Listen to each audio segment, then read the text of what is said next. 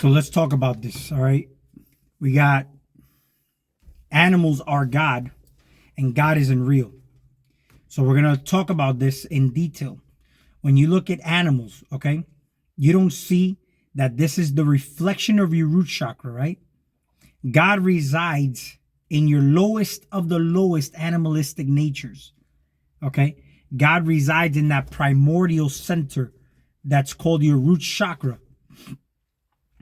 And this is basically where you would consider the lowest extremities. Okay. So here's the funny part.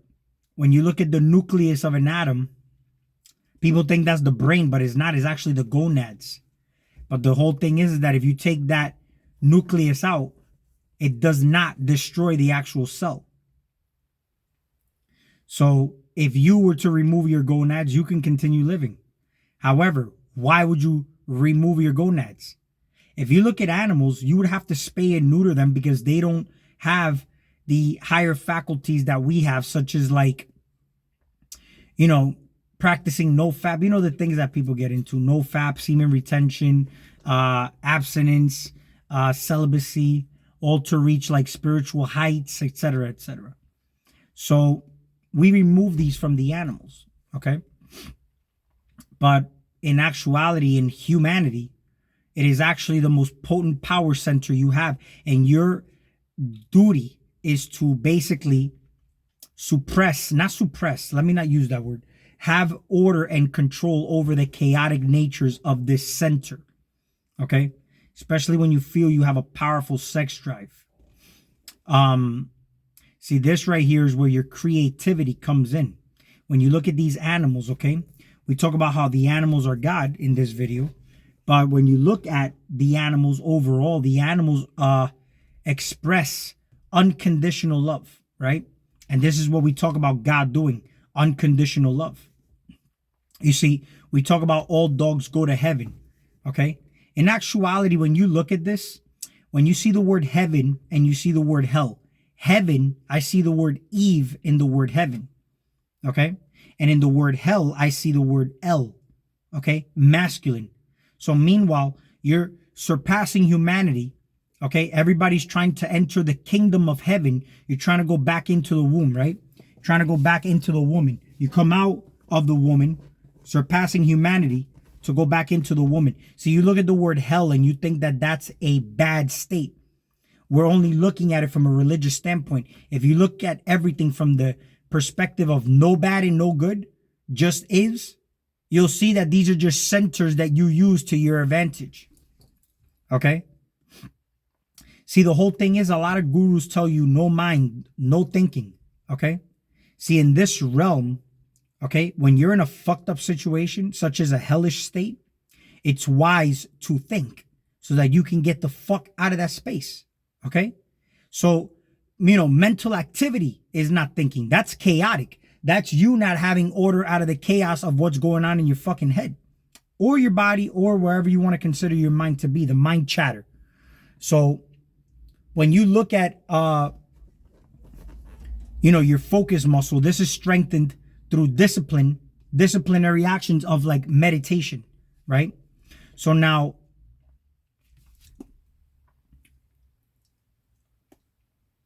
you could be, let's say, in this realm, it's wise, okay, to use these lower type of centers we would call animalistic, right?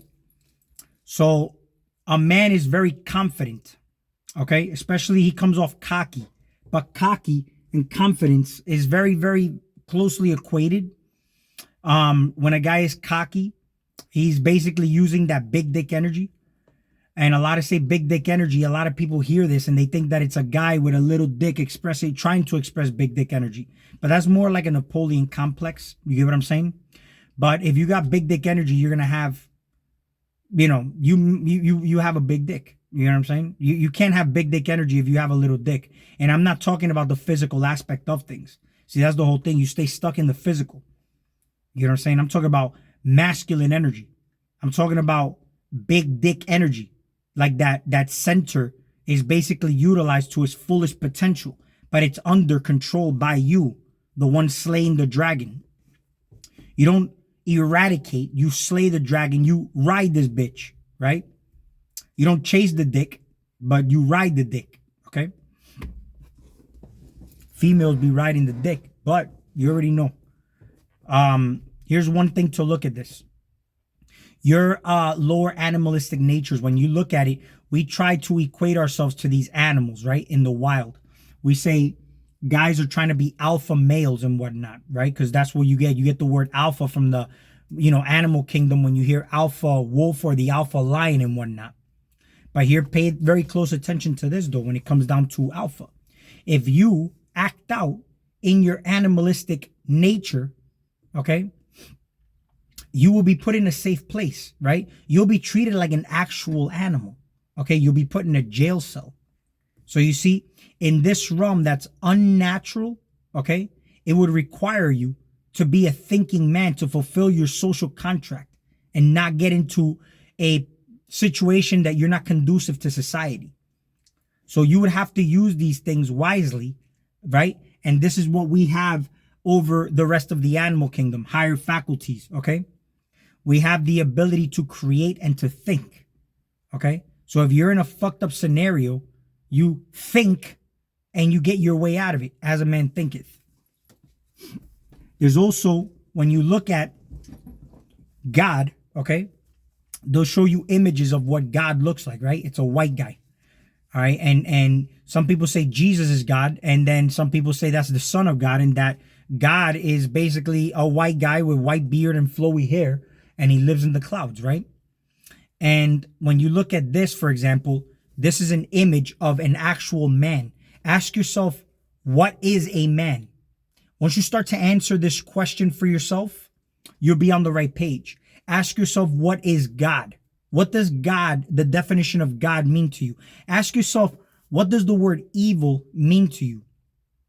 Okay, because even the word evil, you got Eve there as well. Like I said, heaven, evil, evening, okay, all feminine. The day is obviously masculine. Hell, you see the word El in there. Okay? But don't forget that these words, okay, only have a meaning based on what you are programmed to believe they mean. Okay? We use these words for communication. But if you were to go back to your primordial animalistic nature, there'd be no language. So eradicate what the word God means as far as what you were taught in religion, what you were taught in schools. Okay? And God is basically authority. I want you to look at this carefully. You got animals in the wild. See, the reason they're skittish toward humans is because they've never had human interaction, right? But when you look at animals that are domesticated, like let's say cats, the cats that are skittish never had human interaction. When they have human interaction, they're a lot more docile. All right? And they prefer the companion and connection of a human rather than being in the wild. When meanwhile in the wild, they've got as basically as abundant as it is. But here's the thing. And this is the gold nugget right here. When you have animals, okay, like cats, dogs, whatever it may be, they develop a personality once they become a member of your family. They're even given a name by you, okay? So you give them a name. They don't understand language. They just understand the frequency that comes out of your mouth over and over and over again, especially when they're about to get fed, when you're trying to get their attention. So they start answering to their name eventually. All my cats basically answer to their name, the ones that are basically, in and out cats that are in my house. There's some that are just outside, but yet they still let me pet them. The thing is that if the outside cats that never go inside the house go in the house, then they'll get fucked up by the ones that do go in the house. Okay? Outside, they don't do nothing to each other, but they'll do that if they come in the house. So they're very territorial. So they develop these personalities, right? So now look, they have a name, they have a personality now that mimics their owner. Because you can also tell and see that a lot of the personalities that these cats get are basically picked up by their master. Okay? And some even start to resemble their master. If you really look at it, this is a real phenomenon. Like even dogs, they start to literally resemble their owner. mannerisms and whatnot. If the person's athletic, they'll start to look more athletic. They'll be a lot more hyper, a lot more athletic. If they're lazy, couch potatoes and whatnot, they'll look like their owner. I'm telling you, sometimes I'm looking in the street, I'm like, damn, the fucking dogs look like their owner. Cats, same thing. So, these cats, for example, animals, whatever it may be, they develop a personality. Now, this is something that I've observed they prefer to be in because they got attached to the human companion of the person that they're with, which they can consider you God because you're taking care of them. But in their mind, okay, you're serving them. If you look at my cats, I'm telling you, when they're in the house, it's like they literally express as if I'm the tenant and they're the owners and I'm serving them. That's basically how they act. Like literally, they're in charge. They running the house. So you, as a human, you think this shit is all yours too. The world. You think this shit is yours. You think that and when you look at, for example, is even God, like you ask God for certain things. God serves you. You serve God, however it may be. But look at it on levels though. The government, right? You depend on the government for support for certain things, right? The government is there for you. So look at it like this. When you're born into this world, your parents are God. They gave you a name just like you gave the pets the name. And they take care of you just like little pets. I mean, all you do is shit, sleep, cry, eat. That's it. Until you become old enough to become something bigger. You're just like animals, but you have the potential to be something bigger. You get what I'm saying? So you develop into something else. But the animals, okay, are God in a sense that they express unconditional love. They are your root chakra. And this is every animal on the planet. And I've already made the previous video on the ones that are in slaughterhouses and whatnot. But if you look at, for example, vegans, let's go into that topic real quick. The vegans, they go out and protest and try to stand up for animal rights. Okay? Now, the same way you got, because I see this all the time in like New York and Manhattan and whatnot. You have these religious zealots that'll go out in the street and they start preaching the word of God and they try to get you to repent and they show you images of God and how he died for the sins of the world and how they tortured, raped him, slaughtered him and whatnot. And then you look at the animals that these vegans put in the screens and they do the same thing. And it's to pull on your heartstrings to get you to convert from eating meat to basically eating plant-based foods, which I'm gonna make another video on when it comes down to plant-based stuff and whatnot and how much plant is even in the plant-based fucking shit. Right? And is it even really plant-based? But when you have this image that they're showing you in the street of a man being tortured, you're programmed to believe that that human image is God. So you have an image of yourself. Let's say, for example, I'm watching a famous vegan activist, right? Like one I debated, Joey Carbstrong, and everybody can look at him and be like, oh, that's that vegan activist. So they have an idea of him. They have an image of him already, right? An image with a symbol, an idea of him. That an idea is an ID. That's his identification. That's what he identifies as, a vegan activist. These are layers upon layers. Because upon that, he's not even fucking human, but he doesn't know that, right? So he'll identify as a vegan activist. Okay? So, what was I going to get that with that? Oh, yeah. So this is very important, okay? People will see you how you see yourself, okay? So what image do you have of yourself? What image do you have of yourself? And what do you express in society to say, oh, that guy is that? People may not know you, but they may have an idea of what you're about and who you are and what you are, right? This is why it's important to, I made in the previous video how sometimes you're a service to people when you're vulnerable. You may show your weakness and weak sides and you may express it out to people, but this could be a blessing for society because there's people who are in the shadows and they're afraid to come out because there's really no safe space for them to be involved in a community to share their traumas or experiences to basically help them heal, right? So you create a safe space by being vulnerable. Sometimes people don't want to ask for help because they don't want to be looked at like that. You get what I'm saying? So they want to portray themselves as, something that they're not. So if you're ever going to be in a vulnerable position like that, it's good to be authentic. Because when you're not authentic, don't forget that people are batteries. And if they have an image of you that you're basically, let's say you have addictions and you have money issues and you go on YouTube and you try to keep asking for donations all the time, they're going to have a picture of you that you don't got your life in order and that you're somebody who's always asking for donations because you don't have any money and you don't have any order or structure in or stability in your family, in your environment or in your persona as a man. People have this image of you and they empower that image, even though maybe you have more potential than that, but they're empowering that image. That's why it's not good to, put yourself out there, because people will look at you how you see yourself first. So if you do the work on yourself first and self-empower yourself, and you don't have to speak about it, people are going to see that through you. You know what I'm saying? They're going to see that about you. And they're further empowering that image of you. You're a symbol of power now, and you become more attractive to some extent. Now, there's that little fine line in how that works. So when you have there's where I was getting at. When you have a vegan activist, all right, they're basically showing you an image of the animals, okay? The same way people look at the image of Jesus Christ and say, that's God. But meanwhile, it's just a man. What's different about that man in that picture than you? Right? Other than a crown a crown of thorns and a burning heart that you basically have.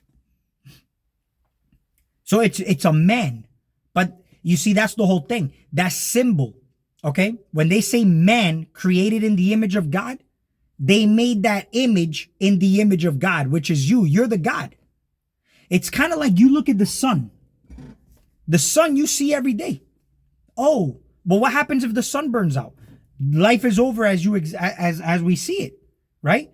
The sun is literally a giver of life. It is what's keeping the planet alive, right? So we can say that's God. There's people who's been sun worshiping that. But here's the thing though. That wouldn't be there if you weren't here to experience it. So you're basically collapsing the sun into existence. You need the sun, but the sun also needs you. So when you look at that image that you look at of Christ, okay, they program you to believe that you need that, when in actuality, that image needs you. In fact, when you stop praying to the gods, they're not getting fed. They lose power. But what about if you invert that power directed back to you? See, the whole thing is like I told you before, just now in this video, animals are skittish when they don't have human interaction, right? The humans are technically their God. You think this planet is yours the same way that animals think that house is theirs. But here's the thing though. Who is the animal running away from the humans? You are. Because if you can't be in a room by yourself, in a dark space, sit with yourself, develop relationship with yourself, because you have to be outside around people. You can't be by yourself unless you connect to something, right? You can't feel good unless you do something that, you're out in public expressing yourself, right? That's you running away from yourself. But here's the thing though, here's the little fine balance between all this, right? You go out in the wild, which is basically what you see as far as other people. I've heard spiritual people talk about, oh, I don't have friends. I don't need friends. I'd rather be in solitude by myself. And, I don't need friends. And they think they're more spiritual because they're in solitude and they have no friends. So they think that they're more spiritual because of that. They think they have a hierarchy because they are by themselves and don't associate with others. You're a feral, stupid animal as well. See, because the same way it's balanced is for you to be out in public, right? For you to socialize, you're a social creature, right? It allows you to connect with others in a way where when you're sure and you know yourself, what frequency and vibe you are, you're going to attract that type of frequency and vibe. You may be connected and networked because it's all connections here. That's what love is. It's just connection. Okay. But you use that. You don't get enslaved by that love. The love enslavement comes down to when you're attached in an egoic way. But when you're able to see that everything that you are observing is connected to you somehow, there's no separation between you and anything outside of you. You're individual. You're basically overcoming humanity, but you are the man. And you're not concerned with a heaven or a hell, because when you're concerned with a heaven or a hell, you're still in those polarities and you're basically going back to the fucking woman in heaven. So when you're going out and interacting with people, that's a good thing. You get what I'm saying? That's a good thing. That means you're sure of yourself. You're confident in your environment. Look, I look at cats, for example. When they're insecure, when they're, they're scared and whatnot, they're not social. They tend to want to be by themselves. But when a cat is confident, they'll go out, their tail is up, their chest is poked out, and they're walking around in their environment. They're confident. They're amongst the other cats. They walk around. They're not fearful. They're not scared of anything. They're aware of their environment, not getting caught by predators. They're more aware of their space on where they're going to go hunt. They're not concerned with humanity. Humanity is there and they're confident in their space. So if you're a social creature, you go out and you interact with the world, But the key is to set aside a sacred space for you and God, which is you by yourself. Because when you're lonely, you're never really alone. You're all one. That's what alone is. All one. So there is no loneliness. You're never alone. Because your whole body is the projection of the entire planet that you see outside of you. Even the places you've never been to, like China. So you'll know about a bunch of Asian people and shit, right? But you don't have to worry about that. Because that's a coordinate in your body that you have access to visit in real time if you wanted to. But if you don't, it's because you don't have access in some way, shape, or form. Maybe you're too tied down with work, right? That's a love attachment that's enslaving to some extent. The money, you're short on funds, right? Limited thinking to some extent. Or you got a family and you just can't travel freely like that because everybody's got different fucking schedules. Do you see what I'm saying? You have access to basically visit anywhere on this planet you want. The only limitations are depending on your circumstances in your life. To leave the planet now and inhabit other worlds, that's going to require you surpassing humanity because you can't leave this planet physically. You're going to have people that are going to debate that, but I really don't care what you think unless you have pictures, okay? And I'm talking about real pictures of outer space, not CGI shit. And I want to see it. But you ain't going to show me that. It's not going to happen. And I'll tell you straight up, okay? The vegans, okay? They like to debate. Their intent, okay? They're making money. It's like a church. And I've seen, there's a vegan that gets funded a lot of money by rich people, but churches, religion, they don't get taxed and they get funded a lot of money. They make him billions of dollars. I mean, look at these famous pastors flying in private jets and shit. But when you look at these vegans, they are defending these animals the same way. They don't see the God in the animals, though. It's all a business. It's money.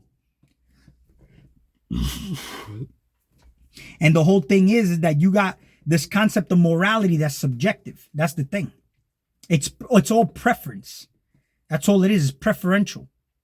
See, let me give you an example.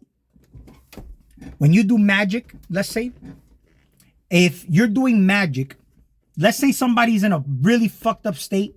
They've got addictions. They're low on funds. You see their life spiraling downhill, right? Suppose that you give them advice and you know the concrete answers to get them out of that space. Okay?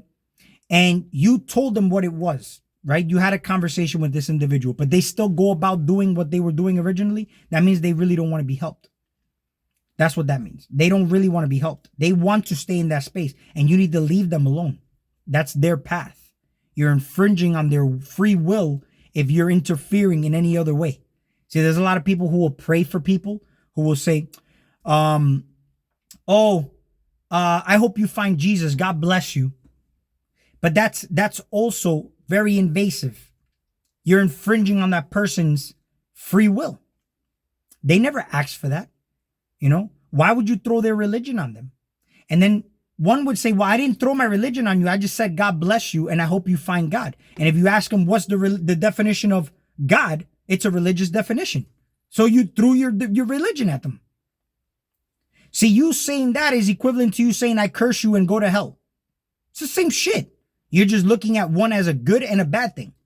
But if that person's not into religion or into God or doesn't subscribe to none of that shit and you tell them that, I mean, you basically forced something upon them. You're like violating them. So let's say, for example, you observe somebody who's your friend and they got money issues. Even giving them money all the time is you funding that reality for them. You're funding that reality for them. That's why they say if you give a man a fish, he eats for a day. So you're giving these people fish every day, they're eating every day off of you. But if you teach a man to fish, he eats for life. But that's all a consciousness. See, there's no poverty. It's just poor thinking. And it's also weakness of attention and poverty of imagination. Because your mind can take you anywhere you want. It'll give you anything you want. But you have to have focus. Now, when you look at these movements like veganism, they're creating more carnivores. You see?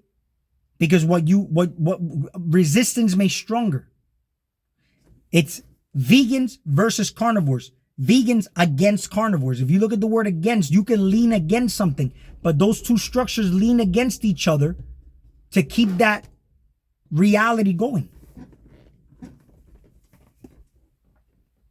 See, the reason that people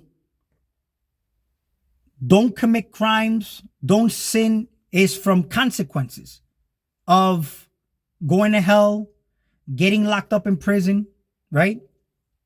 But when you have a Christ consciousness, the way it's designed, where you realize that you do unto others as you would want done unto yourself, treat your neighbor as you would yourself, because you literally are treating yourself. So you're not concerned with consequences. You're just doing it because you just know. You know what you are.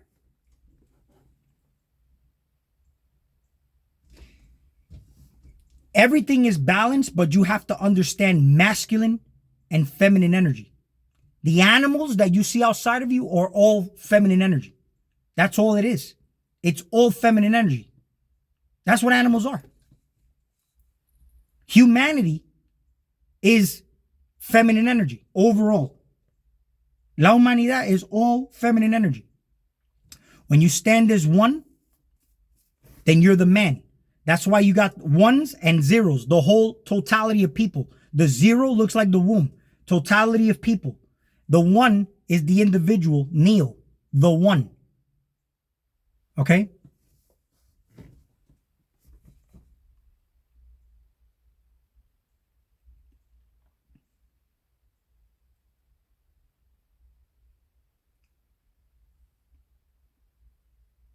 There was something else I needed to cover.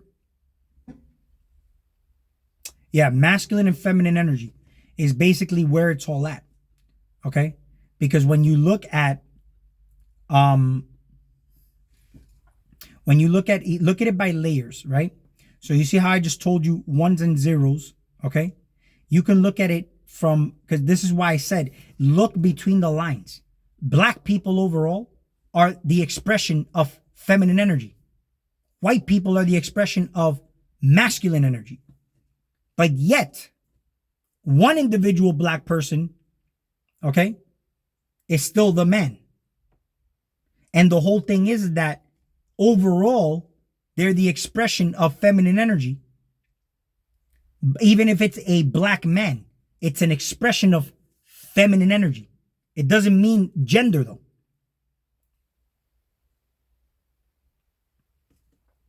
So I'm going to cover that whole topic in another video because I want to go deep into that and I don't want to make this video way too long. So I think I'm going to stop it there. Like my video if you like it, and we will talk soon.